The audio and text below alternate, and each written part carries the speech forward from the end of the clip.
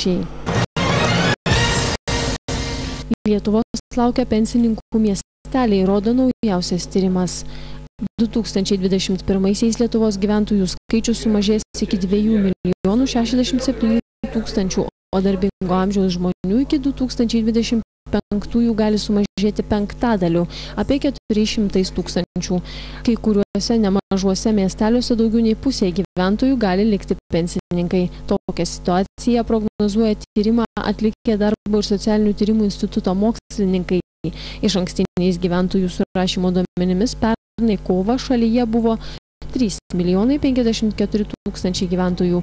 Išaugus gyventojų emigracijai ir esant žemam gimstamumui, per paskutiniųjų 10 metų šalyje buvo prarasta 14% arba beveik 500 000 gyventojų.